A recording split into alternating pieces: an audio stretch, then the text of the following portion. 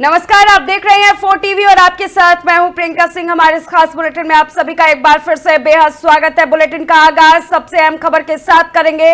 लखनऊ की ओर पहला रुख। लखनऊ से बड़ी और अहम जानकारी सामने आ रही है। हज यात्रा पर 2025 से जुड़ी ये बड़ी अपडेट है जो हम आपके साथ साझा कर रहे हैं। 12 साल से कम उम्र के बच्चों का हज वीजा निरस्त कर दिया गया है। कई राज्यों के 251 बच्चों का वीजा निरस्त किया गया है। उत्तर प्रदेश के 18 बच्चों का वीजा भी निरस्त कर दिया गया है। सऊदी सरकार ने 12 साल से कम उम्र के बच्चों का वीजा देने से सीधे तौर पर इनकार कर दिया है। वीजा ना मिलने के कारण हज यात्रियों की परेशानियां बढ़ गई है। बड़ी और अहम जानकारी हम आपके साथ साझा कर रहे हैं। लखनऊ, मुरादाबाद, कानपुर समेत कई बच्चों का वीजा निरस्त किया गया है। हज यात्रा 2025 की शुरुआत 29 अप्रैल से होगी और इससे पहले ये बड़ी अपडेट सामने आ रही है। हज यात्रा से जुड़ी बड़ी अपडेट हम आपके साथ साझा कर रहे हैं।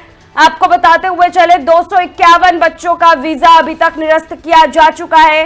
18 बच्चे ऐसे हैं जो उत्तर प्रदेश से बिलोंग करते हैं। सऊदी सरकार ने 12 वर्ष से कम उम्र के बच्चों का वीजा देने से साफ इनकार किया है। उसके बाद यह बड़ा फैसला लिया गया है जिसमें भारत के 251 बच्चे शामिल है। अगर उत्तर प्रदेश की बात करें तो उत्तर प्रदेश से भी एक अच्छी खासी संख्या में बच्चों का वीजा निरस्त किया गया है। 2025 हज यात्रा की शुरुआत 29 अप्रैल से होनी है और उससे पहले ये एक बड़ा और अहम फैसला प्रशासन की ओर से लिया गया है।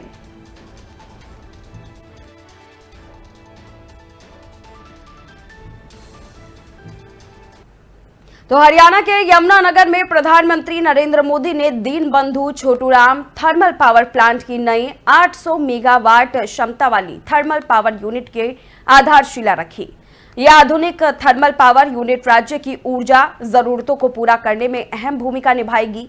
शिलान्यास कार्यक्रम के दौरान प्रधानमंत्री ने ऊर्जा क्षेत्र में आत्मनिर्भर भारत के लक्ष्य को दोहराते हुए कहा कि ऐसी परियोजनाएं न केवल बिजली की आपूर्ति मजबूत करती है बल्कि युवाओं के लिए रोजगार के नए अवसर भी लेकर आती है। हरियाणा को ऊर्जा के क्षेत्र में सशक्त बनाने की दिशा में ये एक बड़ा कदम माना जा रहा है।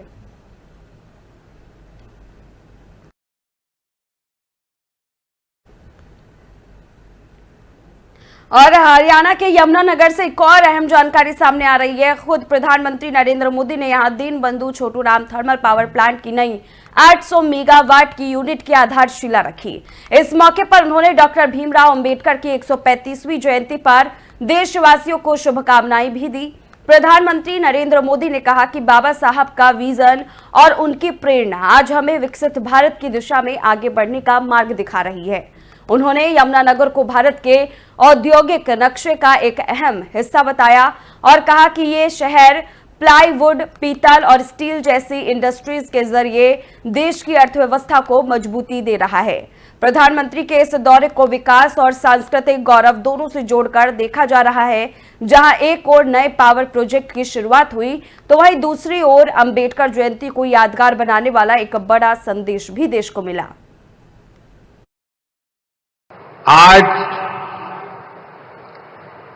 बाबा साहब आंबेडकर जी की 135वीं जयंती भी है। मैं सभी देशवासियों को अंबेडकर जयंती की बहुत बहुत शुभकामनाएं देता हूं। बाबा साहब का विजन, उनकी प्रेरणा निरंतर विकसित भारत की यात्रा में हमें दिशा दिखा रही है। साथियों, यमुनानगर सिर्फ एक शहर नहीं, ये भारत के औद्योगिक नक्शे का भी अहम हिस्सा है। आज और चलिए आगे बढ़ेंगे। दिल्ली में आयोजित अखिल भारतीय फॉरेंसिक विज्ञान शिखर सम्मेलन 2024 को संबोधित करते हुए केंद्रीय गृह मंत्री अमित शाह ने बाबा साहेब डॉक्टर भीमराव अंबेडकर के योगदान को याद किया। अमित शाह ने कहा कि बाबा साहेब ने देश की परंपरा और जरूरत को ध्यान में रखते हुए संविधान की रचना की थी। उन्होंने जोर देकर कहा कि हमारा संविधान केवल एक पुस्तक नहीं है, बल्कि इसमें हर नागरिक के शरीर, संपत्ति और सम्मान की रक्षा का प्रावधान भी है। गृह मंत्री ने इस मौके पर फॉरेंसिक विज्ञान की अहमियत को भी रेखांकित किया। उन्होंने कहा कि आपराधिक न्याय प्रणाली को मजबूत बनाने के लिए फॉरेंसिक विज्ञान आज सबसे अहम भूमिका निभा रहा है।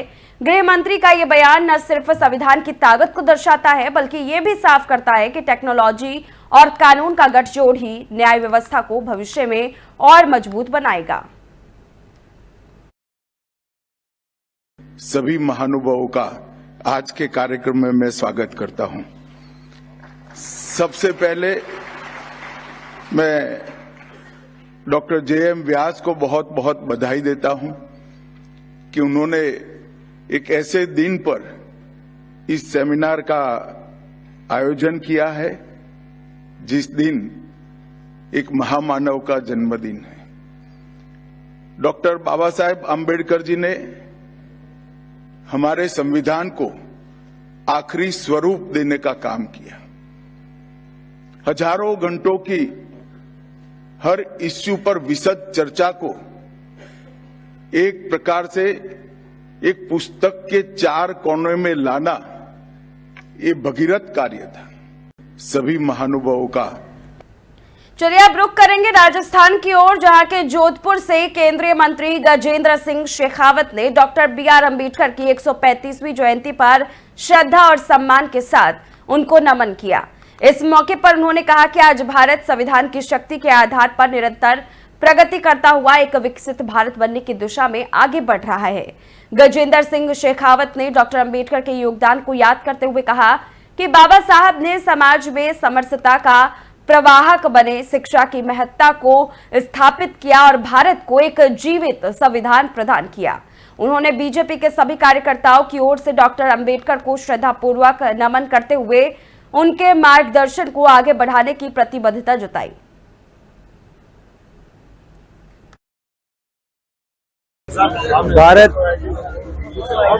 आज संविधान की शक्ति के आधार पर निरंतर प्रगति करता हुआ विकसित भारत बनने की दिशा में आगे बढ़ रहे हैं। उस भारत को इस मुकाम तक पहुंचाने के लिए जो भारत की सबसे पवित्र पुस्तक भारत के संविधान ने मार्ग प्रशस्त किया, उसके रचयिता, उसके प्रणेता बाबा साहब अम्बेडकर क्या आज जन्म दिवस है और देश श्रद्धा पूर्वक बाबा साहब को नमन करता है। सामाजिक समरसता के प्रवाहक, शिक्षा की महत्ता स्थापित करने वाले, समाज में समरसता की स्थापना करने वाले और देश को एक जीवित संविधान देने वाले बाबा साहब अम्बेडकर को भारतीय जनता पार्टी के हम सभी कार्यकर्ता, जनप्रतिनिधि श्रद्धा पूर्वक नमन करते हैं। और वहीं त्रिपुरा के मुख्यमंत्री डॉक्टर मानिक साहा ने आज उज्जैन पैलेस परिसर में डॉक्टर बी.आर. अम्बेडकर की 135वीं जयंती के मौके पर आयोजित कार्यक्रम में हिस्सा लिया। मुख्यमंत्री ने इस मौके पर डॉक्टर अम्बेडकर को श्रद्धांजलि अर्पित करते हुए उनके योगदान को याद किया। कार्यक्रम में कई सामाजिक संगठनों के लोग और स्थानीय अधिकारी भी मौजूद थे। डॉक्टर अम्बेडकर की जयंती को लेकर हर साल आयोजित होने वाला यह कार्यक्रम समाज में समानता और सशक्तिकरण के संदेश को बढ़ावा देता है।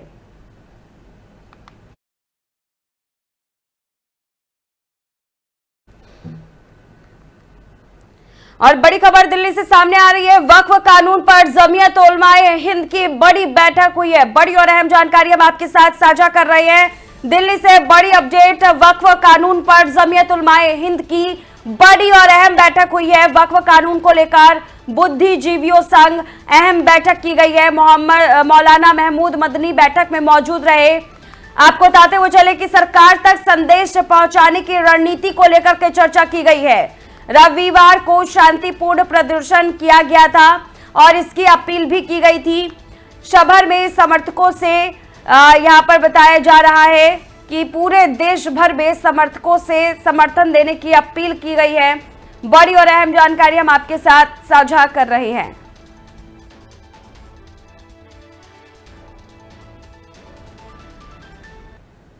तो लखनऊ के हजरतगंज चौराहे पर अंबेडकर जयंती के मौके पर समाजवादी पार्टी अध्यक्ष अखिलेश यादव ने बाबा साहेब की प्रतिमा पर माल्यार्पण किया।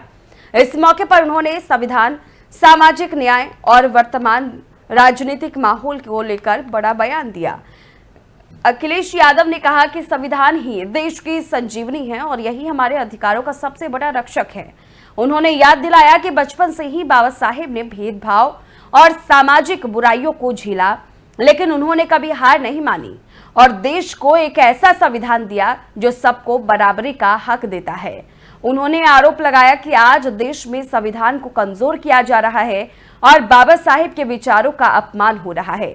यहां तक कि बाबा साहेब की प्रतिमाएं खंडित की जा रही है, जो बेहद ही दुर्भाग्यपूर्ण है।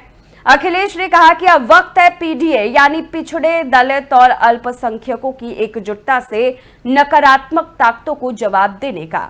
उन्होंने साफ कहा कि देश को सिर्फ संविधान से ही चलाना चाहिए, किसी व्यक्ति की इच्छा से नहीं। हमें आगे चलने का सम्मान के साथ, स्वाभिमान के साथ और एक दिशा देने का काम करता है। ये संविधान ही बाबा साहब भीमराव अंबेडकर जी को मानने वालों के लिए संजीवनी है। ये संविधान ही हमारी ढाल है। हमारे अधिकारों को, हमारे आरक्षण को ये बाबा साहब भीमराव अंबेडकर जी का दिया हुआ संविधान ही हमारे आरक्षण और हमारे संविधान को हम सब पीडीए परिवार को आगे बढ़ने का मौका देता है। आज हम उन्हें याद इसलिए भी करते हैं कि दुनिया का सबसे शानदार उन्होंने संविधान हमें दिया है। बाबा साहब भीमराव अंबेडकर जी के जीवन के बारे में जब हम लोग सुनते और पढ़ते हैं, उन्हें बचपन से ही तमाम तरह के भेदभाव का सामना करना पड़ा। तो पश्चिम बंगाल के मुर्शिदाबाद से एक महत्वपूर्ण अपडेट सामने आ रहा है। कलकत्ता उच्च न्यायालय ने हिंसा प्रभावित क्षेत्रों में केंद्रीय बलों की तैनाती के आदेश दिए हैं, जिसके बाद मुर्शिदाबाद में सुरक्षा बढ़ा दी गई है। पुलिस के मुताबिक धुलियान क्षेत्र में हुई हिंसा में 3 लोगों की मौत हो गई है। प्रशासन ने स्थिति को नियंत्रण में लाने के लिए कड़ी सुरक्षा व्यवस्था लागू की है और केंद्रीय बलों की तैनाती के बाद वहां शांति बनाए रखने की कोशिश की जा रही है। यह घटना राज्य में चल रही हिंसा और तनाव को लेकर एक बड़ी चुनौती सामने खड़ी कर रही है। पुलिस और सुरक्षा एजेंसियां मामले की गहराई से जांच कर रही है।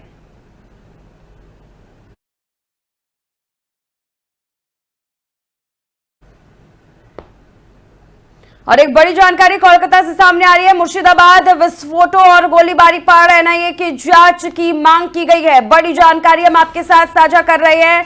मुर्शिदाबाद विस्फोटों और गोलीबारी पर एनआईए की जांच की मांग की गई है। बीजेपी नेता शुवेंदु अधिकारी ने एनआईए जांच की मांग की है। हिंसा, राष्ट्र विरोधी गतिविधियां हैं, शुवेंदु अधिकारी की तरफ से कहना है। साथ ही मुर्शिदाबाद हिंसा में एनआईए जांच की मांग, शुवेंदु अधिकारी ने कई गंभीर सवाल उठा दिए हैं।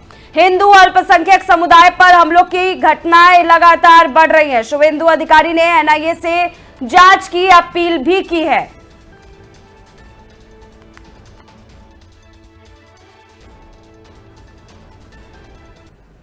चलिए अब रुक करेंगे मध्य प्रदेश की ओर, जहां के गुना जिला में हनुमान जयंती के जुलूस के दौरान हुए पथराव घटना के बाद शहर में तनाव का माहौल बन गया है। घटना के विरोध में विश्व हिंदू परिषद और बजरंग दल के कार्यकर्ताओं ने हनुमान चौक पर जोरदार प्रदर्शन किया।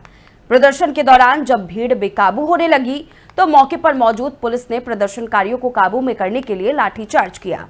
लाठीचार्ज के बाद इलाके में अफरा तफरी का माहौल हो गया और माहौल और अधिक तनावपूर्ण तब हो गया जब यहां पर दोनों ही तरफ से पथराव और तमाम तरह की स्थिति देखने को मिली।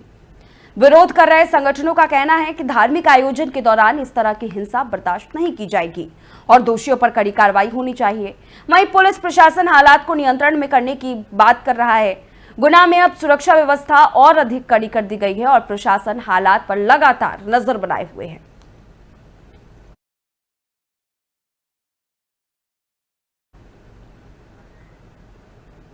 वहीं उत्तराखंड के उत्तरकाशी जिले से बड़ी और ऐतिहासिक खबर सामने आ रही है। आपको बताते हुए चले कि धरासू यमुनोत्री हाईवे पर निर्माणाधीन सिलक्यारा पोलगांव सुरंग का ब्रेक थ्रू अब पूरी तरह से तैयार है। 16 अप्रैल को इस सुरंग को आर पार खोल दिया जाएगा। इसी दिन सुरंग के मुहाने पर बाबा बौखनाग मंदिर की प्राण प्रतिष्ठा भी होगी। जिलाधिकारी डॉक्टर मेहरबान सिंह बिष्ट और पुलिस अधीक्षक सरिता जोबाल ने सुरंग स्थल का निरीक्षण किया और कार्यदायी संस्था NHIDCL से तैयारियों का जायजा लिया। प्रधानमंत्री नरेंद्र मोदी के ड्रीम प्रोजेक्ट 4 धाम ऑल वेदर रोड योजना का ये एक बड़ा पड़ाव है। करीब 4.531 किलोमीटर लंबी इस 2 लेन सुरंग की खुदाई पूरी हो चुकी है। टनल के प्रोजेक्ट मैनेजर शादाब इमाम के मुताबिक सिर्फ 2 मीटर मलबे को हटाना बाकी है, जो 16 अप्रैल को हटाया जाएगा। हालांकि सुरंग के सुचारू रूप से चालू होने में अभी 1.5 से 2 साल का वक्त और लग सकता है। इस सुरंग से एक दर्दनाक इतिहास भी जुड़ा है। 2023 में दीपावली की रात सुरंग में मलबा गिरने से 41 मजदूर फंस गए थे, जिन्हें 17 दिन की मशक्कत के बाद सुरक्षित निकाला गया था। उसी घटना की याद में मुख्यमंत्री पुष्कर सिंह धामी ने सुरंग के पास बाबा बौखनाग मंदिर के निर्माण की घोषणा की थी, जो अब बनकर तैयार है। अब 16 अप्रैल को जहां एक तरफ सुरंग का ब्रेक थ्रू होगा, वहीं बाबा बौखनाग मंदिर की प्राण प्रतिष्ठा भी की जाएगी। ये दिन उत्तराखंड के विकास और आस्था दोनों के लिए ऐतिहासिक होगा। अभी इसका प्रोग्राम 16 अप्रैल 2025 को इसका प्रोग्राम रखा गया, जिसमें हमारे ऑनरेबल CM और केंद्रीय मंत्री हमारे आने वाले हैं और इसी के साथ NHIDCL के उच्च अधिकारियों का भी प्लान है इसमें आने का। अभी हमारा पूरा टनल प्रिपेयर्ड है ब्रेक थ्रू के लिए और अभी मात्र 2 मीटर बचा है, जो कि लास्ट दिन के लिए अभी हमने रखा है। तारीख को इस टनल का ब्रेक थ्रू होना है, तो उस कार्यक्रम में माननीय मुख्यमंत्री और माननीय केंद्रीय राज्य मंत्री जी का आना प्रस्तावित है। तो उसी कार्यक्रम के सिलसिले में आज हम लोग SP मैडम के साथ यहाँ एक इंस्पेक्शन करने के लिए आए हैं। तो अंदर तक जहाँ इनका ब्रेक थ्रू वाला पॉइंट जो लास्ट अभी रुका हुआ है, वहां तक हम लोगों ने भ्रमण किया और ठीक है, अच्छा रोड बना है। आज हम सबका बड़ा परम सौभाग्य है कि जिस टनल का आज 16 तारीख को ब्रेक थ्रू होना है, उसके ओपनिंग के लिए हमारे प्रदेश के यशस्वी माननीय मुख्यमंत्री पुष्कर सिंह धामी जी और केंद्रीय मंत्री आदरणीय नितिन गडकरी जी का आगमन होगा।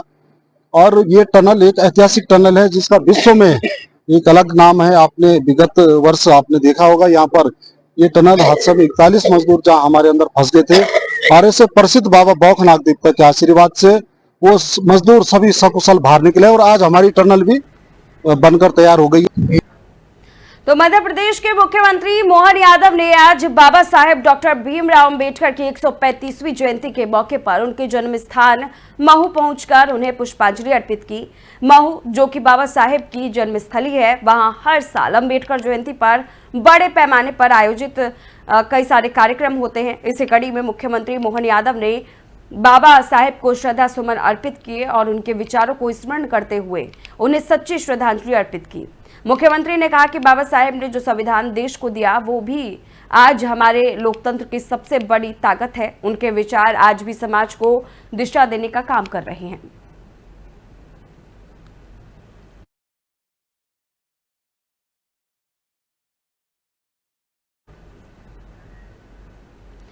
तो वहीं बलरामपुर जिले के राजपुर जनपद पंचायत में इस बार भी पारंपरिक उल्लास और श्रद्धा के साथ सरहुल त्योहार का आयोजन किया गया। हर साल की तरह इस साल भी आदिवासी उरांव समाज में अपने रीति रिवाजों के मुताबिक सरहुल पर्व को धूमधाम से मनाया। ग्राम पंचायत पारसा पानी, शक्तिपाठ, सरना स्थल, घुघरी कला, कसई बाहेरा, कुसमी और शंकरगढ़ सहित हर ब्लॉक स्तर पर इस उत्सव की गूंज सुनाई दी। महिलाएं, पुरुष और बच्चे पारंपरिक प्राकृतिक वेशभूषा में रंग बिरंगे कपड़ों में सजे धजे नजर आए और ढोल नगाड़ों के साथ नाचते गाते सरहुल की खुशियां मनाई। सारई पेड़ की पूजा की गई, जिसे आदिवासी समाज पवित्र मानता है।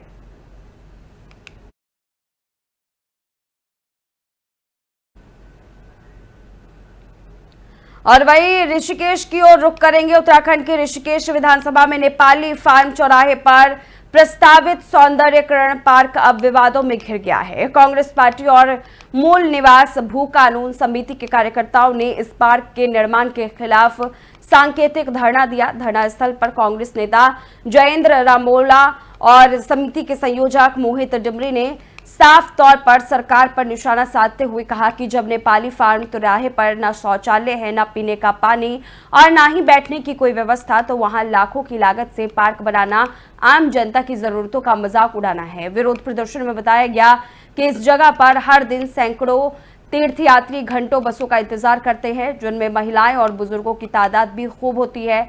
ऐसे में बिना बुनियादी सुविधाओं के पार्क और फव्वारे की योजना को जनता की गाढ़ी कमाई की बर्बादी करार दिया गया। पूर्व सैनिक शिशिरपाल पोखरियाल और संयोजक लुसुन टोडरिया ने कहा कि महिलाएं मजबूरी में राजाजी नेशनल पार्क के प्रतिबंधित जंगलों की ओर जा रही हैं, जहां जानवरों का खतरा है। इसके बावजूद सरकार पार्क निर्माण पर जोर दे रही है।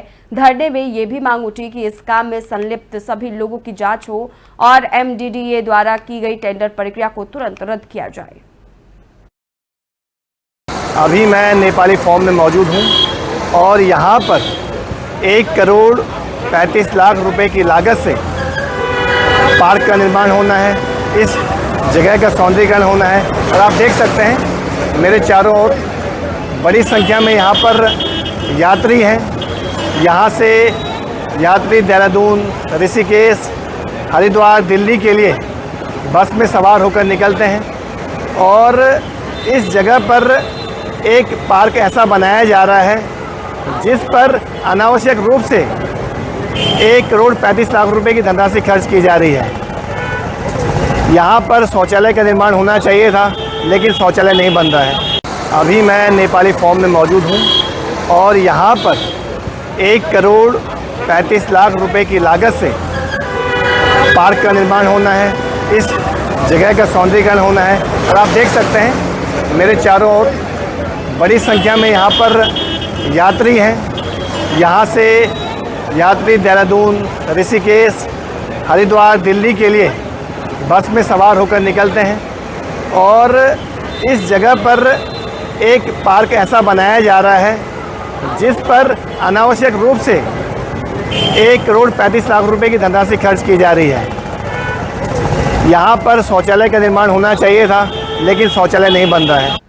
तो वहीं नोएडा से एक अजीबोगरीब घटना सामने आई है, जहां एक युवक ने अपनी थार की छत पर खड़े होकर डांस किया। युवक का यह वीडियो सोशल मीडिया पर तेजी के साथ वायरल हो गया और इस पर ट्रैफिक पुलिस ने कार्रवाई करते हुए युवक का 38,500 रुपए का चालान काट दिया। यह घटना नोएडा के थाना सेक्टर 24 इलाके की है, जहां युवक ने सड़क पर गाड़ी की छत पर खड़े होकर डांस किया। पुलिस ने बताया कि यह न केवल ट्रैफिक नियमों का उल्लंघन था, बल्कि सुरक्षा के लिहाज से भी यह खतरनाक था। अब ये युवक चालान के रूप में इसका खामियाजा भुगत रहा है। ये घटना एक अहम संदेश देती है कि सड़क पर ऐसे लापरवाह बर्ताव से बचना चाहिए और ट्रैफिक नियमों का पालन करना जरूरी है।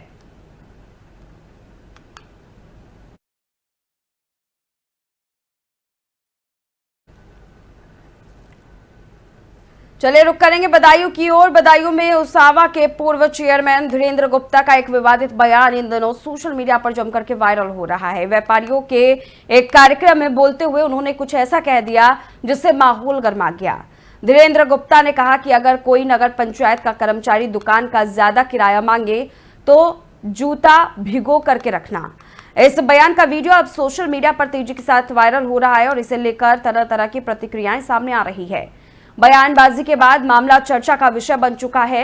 एक तरफ इसे प्रशासनिक मर्यादा का उल्लंघन माना जा रहा है, तो दूसरी ओर इसे जनता की आवाज बताकर कुछ लोग समर्थन में भी नजर आ रहे हैं। फिलहाल वीडियो वायरल होने के बाद स्थानीय प्रशासन और नगर पंचायत की ओर से कोई आधिकारिक प्रतिक्रिया नहीं आई है।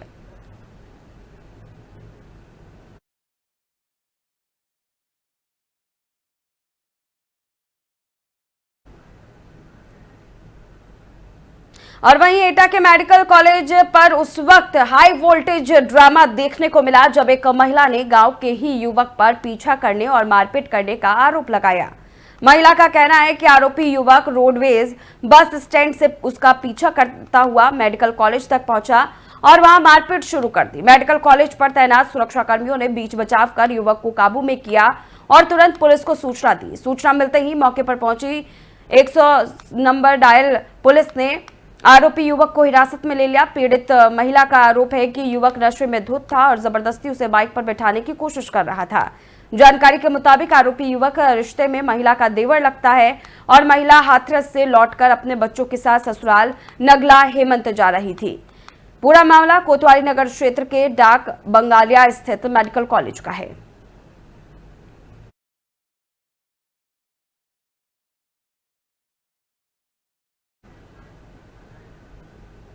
तो फिलहाल इस खास बुलेटिन में बस इतना ही। रुकेंगे एक छोटा सा ब्रेक के उस पार खबरों का सिलसिला जारी है।